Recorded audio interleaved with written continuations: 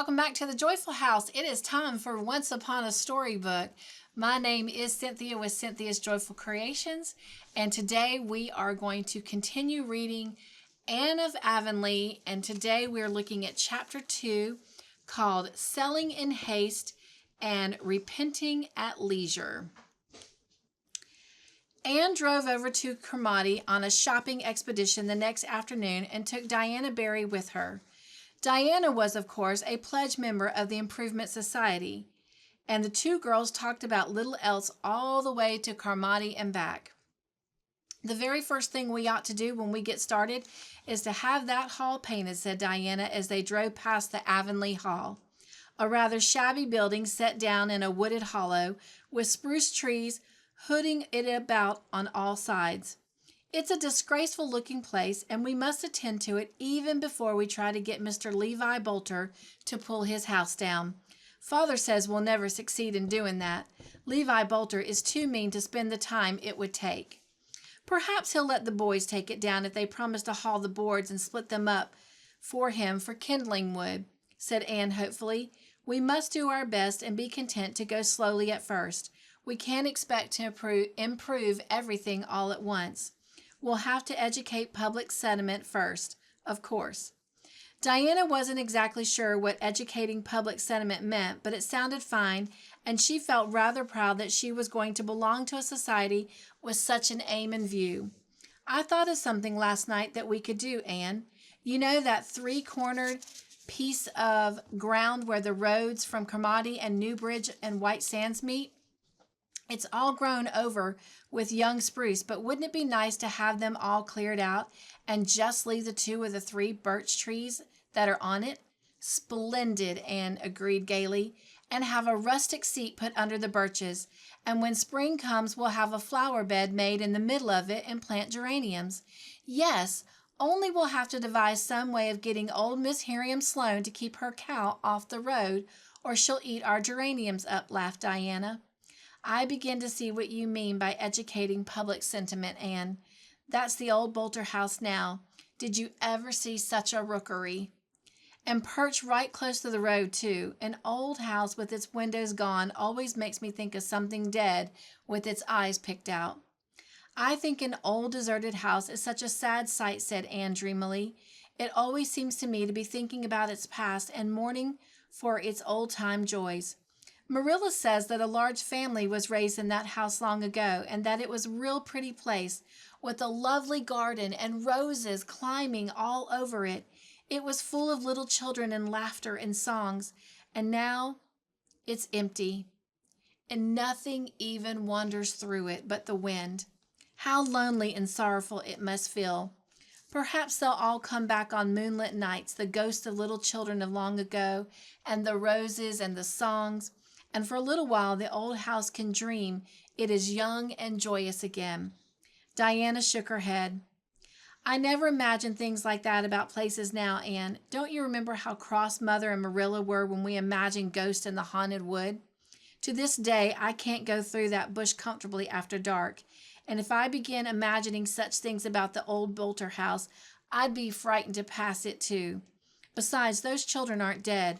They're all grown up and doing well. And one of them is a butcher.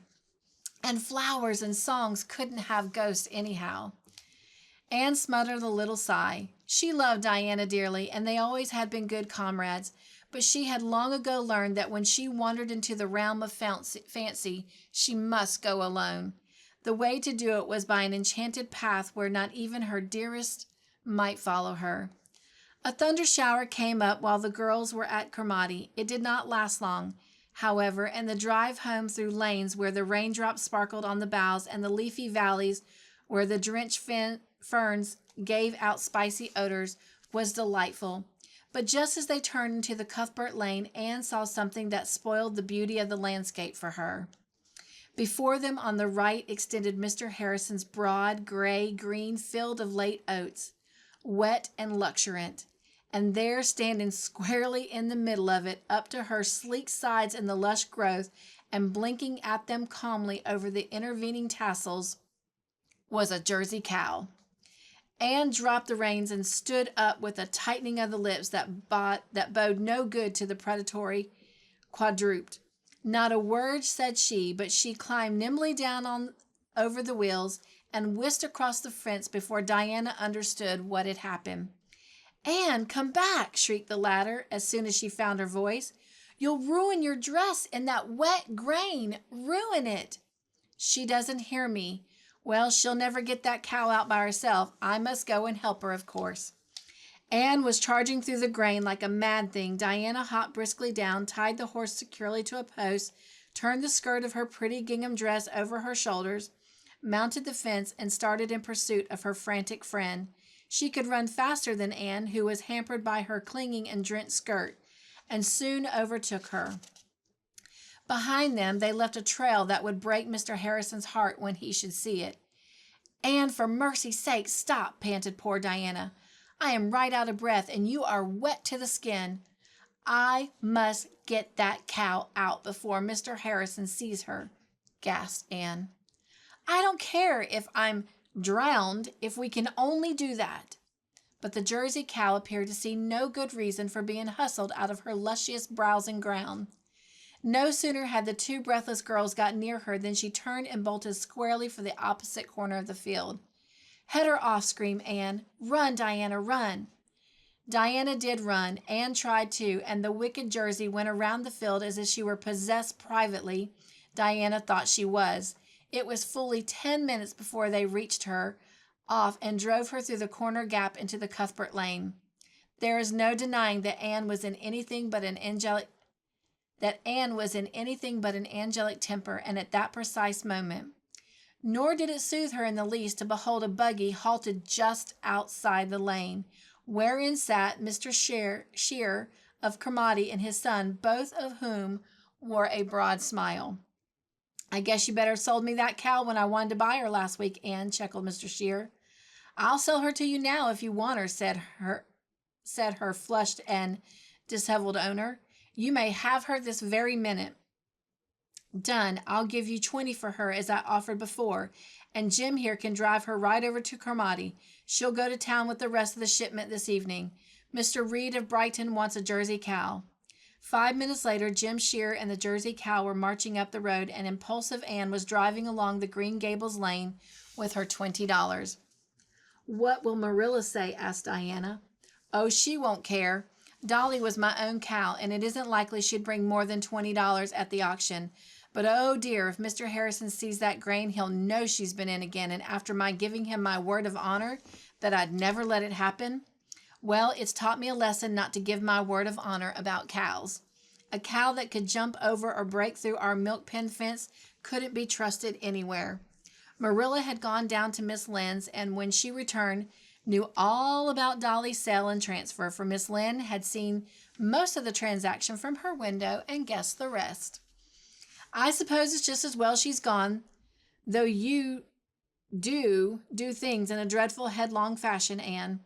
I don't see how she got out of that pen, though. She must have broken some of the boards off." "I didn't think of looking," said Anne, "but I'll go and see now. Martin has never come back yet. Perhaps some more of his aunts have died. I think it's something like Mr. Peter Sloane and the Octurnians. The other evening, Mrs. Sloane was reading a newspaper, and she said to Mr. Sloane, 'I see here that another Octurnian has just died. What is an Octurnian, Peter?'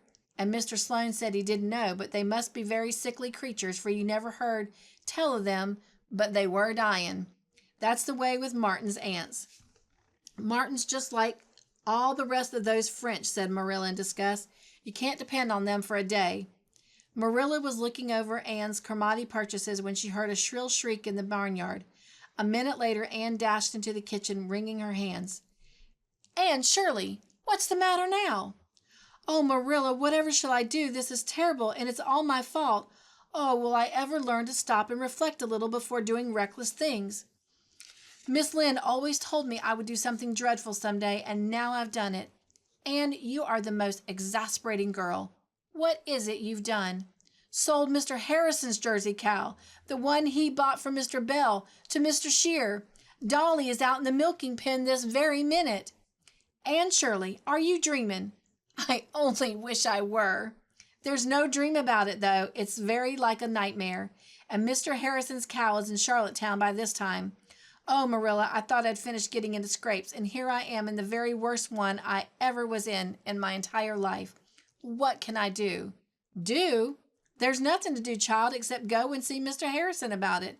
We can offer him our jersey in exchange if he doesn't want to take the money. She's just as good as his. I'm sure he'll be awfully cross and disagreeable about it, though, moaned Anne. I dare say he will. He seems to be an irritable sort of a man. I'll go and explain to him if you'd like. No, indeed, I'm not as mean as that, exclaimed Anne. This is all my fault, and I'm certainly not going to let you take my punishment. I'll go myself, and I'll go at once. The sooner is over the better, for it will be terribly humiliating. Poor Anne got her hat and her $20 and was passing out when she happened to glance through the open pantry door. On the table reposed a nut cake which she had baked that morning, a particularly toothsome concoction iced with pink icing and adorned with walnuts. Anne had intended it for Friday evening with the youth of Avonlea were to meet at Green Gables to organize the Improvement Society. But what were they compared to the justly offended Mr. Harrison? Anne thought that cake ought to soften the heart of any man, especially one who had to do his own cooking, and she promptly popped it in a box. She would take it to Mr. Harrison as a peace offering. That is, if he gives me a chance to say anything at all, she thought ruefully, as she climbed the lane fence and started on a short cut across the fields. Golden in the light of the dreamy August evening, I now know just how people feel who are being led to execution. We are going to keep going on and continue with chapter 3 today, and it is titled Mr. Harrison at Home. Mr. Harrison's house was an old-fashioned, low-eaved, whitewashed structure set against a thick spruce grove. Mr. Harrison himself was sitting on his vine-shaded veranda in his shirt sleeves, enjoying his evening pipe. When he realized who was coming up the path, he sprang suddenly to his feet, bolted into the house, and shut the door. This was merely the uncomfortable result of his surprise, mingled with a good deal of shame over his outburst of temper the day before. But it nearly swept the remnant of her courage from Anne's heart. If he's so cross now, what will he do when he hears what I've done? She reflected miserably as she rapped at the door. But Mr. Harrison opened it, smiling sheepishly, and invited her to enter in a tone quite mild and friendly, if somewhat nervous. He had laid aside his pipe and donned his coat. He offered Anne a very dusty chair very politely, and her reception would have been passed off pleasantly enough if it had not been for that telltale of a parrot who was peering through the bars of his cage with wicked golden eyes. No sooner had Anne seated herself than Ginger exclaimed, "Bless my soul, what's that red-headed snippet coming here for?" It would be hard to say whose face was the redder, Mr. Harrison's or Anne's. "Don't you mind that parrot," said Mr. Harrison, casting a furious glance at Ginger. He's always talking nonsense. I got him from my brother, who was a sailor.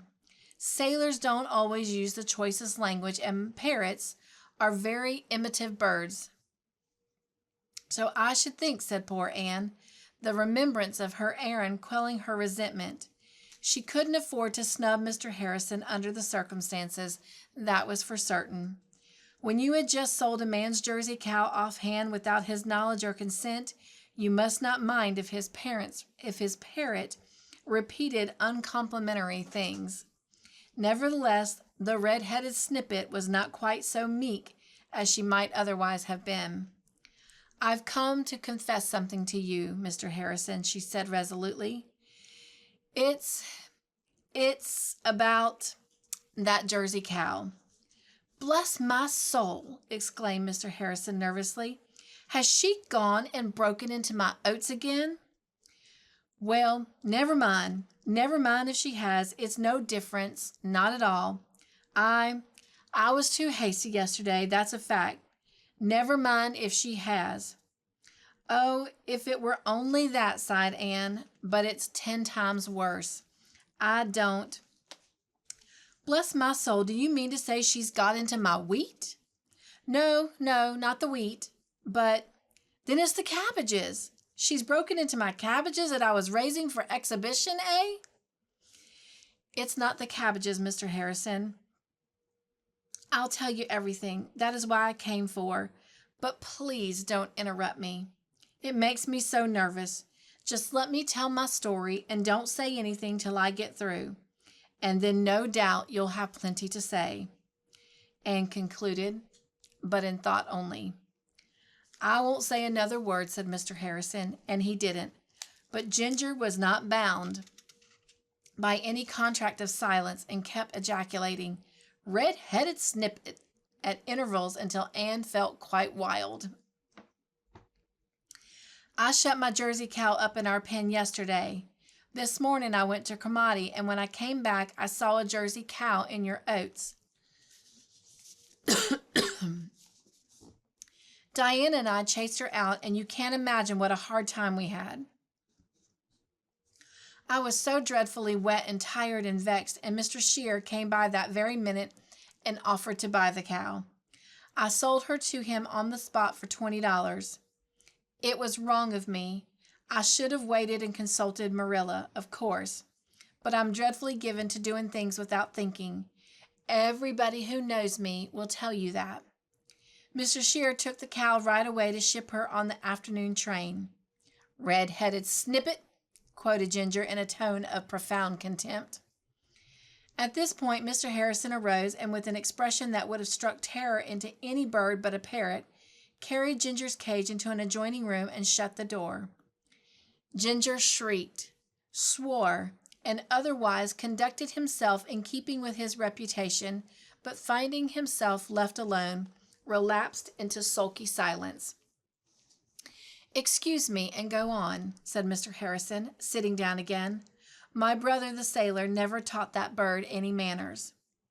I went home, and after tea I went out to the milking pen. "Mr. Harrison," Anne leaned forward, clasping her hands with her old childish gesture, while her big gray eyes gazed imploringly into Mr. Harrison's embarrassed face. "I found my cow still shut up in that pen. It was your cow I had sold to Mr. Shear." "Bless my soul!" exclaimed Mr. Harrison in a blank amazement at this unlooked-for conclusion. "What a very extraordinary thing!" "Oh, it isn't in the least extraordinary that I should be getting myself and other people into scrapes," said Anne mournfully. "I'm noted for that. You might suppose I've grown out of it by this time. I'll be 17 next March, but it seems that I haven't, Mr. Harrison. Is it too much to hope that you'll forgive me? I'm afraid it's too late to get your cow back, but here is the money for her. Or you can have mine in exchange if you'd rather. She's a very good cow, and I can't express how sorry I am for it all." "Tut, tut," said Mr. Harrison briskly. "Don't say another word about it, miss. It's of no consequence whatsoever. Accidents will happen. I'm too hasty myself sometimes, miss, far too hasty. But I can't help speaking out just what I think, and folks might take me as they find me. If that cow had been in my cabbages now, but never mind, she wasn't, so it's all right. I think I'd rather have your cow in exchange, since you want to be rid of her." "Oh, thank you, Mr. Harrison. I'm so glad you're not vexed. I was afraid that you would be. And I suppose you were scared to death to come here and tell me after the fuss that I made yesterday, eh? But you mustn't mind me. I'm a terrible outspoken old fella, that's all.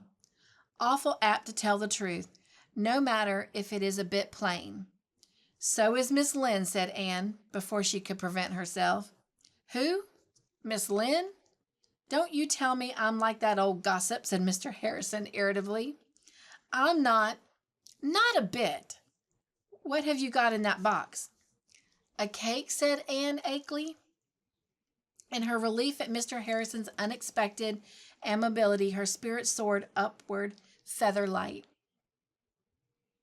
I brought it over for you. I thought perhaps you didn't have a cake very often. I don't, that's a fact, and I'm mighty fond of it too. I'm much obliged to you. It looks good on top. I hope it's good all the way through.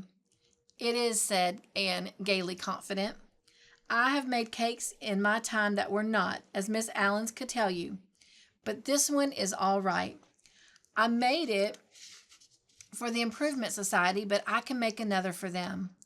Well, I'll tell you what, miss. You must help me eat it. I'll put the kettle on and we'll have a cup of tea. How will that do? Will you let me make the tea? Said Anne dubiously. Mr. Harrison chuckled. I see you haven't much confidence in my ability to make tea. You're wrong. I can brew up as good a jorum of tea as you've ever drunk. But go ahead yourself. Fortunately, it rained last Sunday, so there's plenty of clean dishes. Anne hopped briskly up and went to work. She washed the teapot in several waters before she put the tea to steep. Then she swept the stove and set the table, bringing the dishes out of the pantry. The state of that pantry horrified Anne, but she wisely said nothing. Mr. Harrison told her where to find the bread and butter and a can of peaches. Anne adorned the table with a bouquet from the garden and shut her eyes to the stains on the tablecloth. Soon the tea was ready, and Anne found herself sitting opposite of Mr. Harrison at his own table, pouring his tea for him and chatting freely to him about her school and her friends and their plans. She could hardly believe the evidence of her senses. Mr. Harrison had brought Ginger back, averring the poor bird would be lonesome, and Anne, feeling that she could forgive everybody and everything, offered him a walnut. But Ginger's feelings had been grievously hurt, and he rejected all overtures of friendship. He sat moodily on his perch and ruffled his feathers up until he looked like a mere ball of green and gold. Why do you call him Ginger? Asked Anne, who liked appropriate names and thought Ginger accorded not at all with such gorgeous plumage. My brother the sailor named him. Maybe it had some reference to his temper. I think a lot of that bird, though. You'd be surprised if you knew how much. He has his faults, of course. That bird has cost me a good deal one way and another. Some people object to his swearing habits, but he can't be broken of them. I've tried. Other people have tried. Some folks have prejudice against parrots. Silly, ain't it? I like them myself. Ginger's a lot of company to me. Nothing would induce me to give that bird up. Nothing in the world, miss. Mr. Harrison flung the last sentence at Anne as explosively as if he suspected her of some latent design of persuading him to give Ginger up. Anne, however, was beginning to like the queer, fussy, fidgety little man, and before the meal was over, they were quite good friends. Mr. Harrison found out about the Improvement Society and was disposed to approve of it. That's right, go ahead. There's a lot of room for improvement in this settlement, and in the people, too. Oh, I don't know, flashed Anne. To herself or to her particular cronies, she might admit that there was some small imperfections, easily removable, in Avonlea and its inhabitants. But to hear a practical outsider like Mr. Harrison saying it was an entirely different thing, I think Avonlea is a lovely place, and the people in it are very nice, too. I guess you've got a spice of temper, commented Mr. Harrison, surveying the flushed cheeks and indignant eyes opposite him. It goes with hair like yours, I reckon. Avonlea is a pretty decent place, or I wouldn't have located here, but I suppose even you will admit that it has some faults. I like it all the better for them, said loyal Anne. I don't like places or people either that haven't any faults. I think a truly perfect person would be a very uninteresting person. Mrs. Milton White says she's never met a perfect person, but she's heard enough about one, her husband's first wife. Don't you think it must be very uncomfortable to be married to a man whose first wife was perfect? It would be more uncomfortable to be married to the perfect wife, declared Mr. Harrison, with a sudden and inexplicable warmth. When tea was over, Anne insisted on washing the dishes, although Mr. Harrison assured her that there were enough in the house to do for weeks yet. She would dearly have loved to sweep the floor also, but no broom was visible, and she did not like to ask where it was for fear that there wasn't one at all. "You might run across and talk to me once in a while," suggested Mr. Harrison when she was leaving. "'Tisn't far, and folks ought to be neighborly. I'm kind of interested in that society of yours. Seems to me there'll be some fun in it. Who are you going to tackle first?" "We're not going to meddle with people. It is only places we mean to improve," said Anne in a dignified tone. She rather suspected that Mr. Harrison was making fun of the project. When she had gone, Mr. Harrison watched her from the window, a lithe, girlish shape tripping lightheartedly across the fields in the sunset afterglow. "I'm a crusty, lonesome, crabbed old chap," he said out loud, "but there's something about that little girl that makes me feel young again, and it's such a pleasant sensation I'd like to have it repeated once in a while." "Red-headed snippet," croaked Ginger mockingly. Mr. Harrison shook his fist at the parrot. "You ornery bird," he muttered. "I almost wish I'd wrung your neck when my brother the sailor brought you home. Will you ever be done getting me into trouble?" Anne ran home blithely and recounted her adventures to Marilla, who had been not a little alarmed by her long absence and was on the point of starting out to look for her. "It's a pretty good world after all, isn't it, Marilla?" concluded Anne happily. "Miss Lynde was complaining the other day that it wasn't much of a world. She said whenever you looked forward to anything pleasant, you were sure to be more or less disappointed. That nothing ever came up to your expectations. Well, perhaps that is true, but there is a good side to it too. The bad things don't always come up to your expectations either. They nearly always turn out ever so much better than you think. I looked forward to a dreadfully unpleasant experience when I went over to Mr. Harrison's tonight, and instead, he was quite kind, and I had almost a nice time. I think we're going to be real good friends if we make plenty of allowances for each other. And everything has turned out for the best. But all the same, Marilla, I shall certainly never again sell a cow before making sure to whom she belongs. And I do not like parrots." Well, thank you for joining me for this Sunday afternoon as we continue reading Anne of Avonlea. I started to say Anne of Green Gables, so used to saying that.